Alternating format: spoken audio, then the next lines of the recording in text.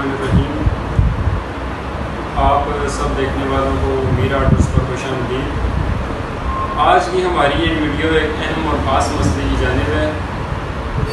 अक्सर ऐसा होता है कि बाइक हम कहीं खड़ी करके जाते हैं तो उसका मेन स्विच जो होता है जहाँ पर हम चाबी लगाते हैं उसे जो बाइक चोरी करने वाले होते हैं बाइक लेकर चोरी करके ले जाते हैं। उसकी 2-3 तारें होती हैं, उन्हें काट कर वो बाइक को वहाँ से चोरी कर ले जाते हैं। या फिर इसके अलावा ऐसा होता है कि दोस्त आ जाते हैं वो बाइक मांगने के लिए, यार बाइक देना ज़रा, मैं बाज़ार से वापस आता हूँ, मैं ये काम करके आता हूँ, तो इस वजह से ना भी नहीं हो सकती।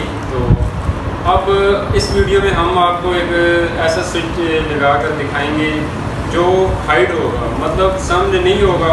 आप एक दफ़ा उस स्विच को ऑन कर दें तो क्या होगा कि आपकी बाइक स्टार्ट नहीं होगी। बेशक आप चाबी लगाएं, ऑन करें, ऑफ़ करें, तो उसका चाबी से कनेक्शन ख़त्म होकर स्विच पे चला जाएगा। बाइक के दाएं जाने वाले का इस तरह से ये होगा कि आप बहाना डाल सकते हैं कि बाइक स्टार्ट नहीं हो रही है, बाइक हीट अप कर नहीं है। चलिए अपनी वीडियो की जानिब जाकर हम आपको बताते हैं कि किस तरह से आप ये कनेक्शन कर सकते हैं। पुश बटन लेकर आप यहाँ पर लगाएंगे, जिस तरह से ये मैं लगा रहा हूँ। पहले तो इसके साथ तारें लगी होती हैं, अगर ना लगी हुई तो आपने 2 तारें इसी तरह से जितनी लंबी मैंने रखी हैं इतनी लंबी आपने लगा लेनी है। तो उसका ये होगा कि वो दोनों तारें CDI तक पहुँच जाएंगी जो सामने लटक रही है ये।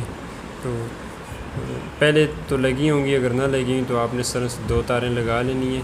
लगा कर और पुश बटन जो है वार्शल और उसके पुश बटन के अपने नट को, जिसे हमने शुरू में सबसे पहले बटन से उतार दिया था, उसे दोबारा यहाँ पर आपने टाइट करना है। इससे ये होगा कि हमारा ये पुश बटन जैसे इसे जब हम इसे पुश करेंगे तो ये पीछे को नहीं जाएगा, वहाँ पर ही टाइट होने की वजह से ये दबाया जाए। CDI की 2 तारें आप देखें वो सामने जिन्हें मैंने कट लगाया हुआ है, ये तो 2 पुश बटन की हैं। यहाँ पर ये CDI से जो आ रही है सफ़ेद और white, black and white colour की, ये सफ़ेद और काले रंग की जो तार होगी, इसमें दो रंग होंगे। तो पुश बटन की एक तार को आपने उसके साथ जो जोड़ देना है, वो दोनों वहाँ पे अटैच हो जाएंगी, और जो दूसरी होगी तार वो CDI की सब्ज़ तार को, ग्रीन कलर वाली वायर जो होगी तार के, उसके साथ हम इन दोनों को इस तरह से कनेक्ट कर देंगे। तो करने के बाद अब ये आप देख सकते हैं सामने।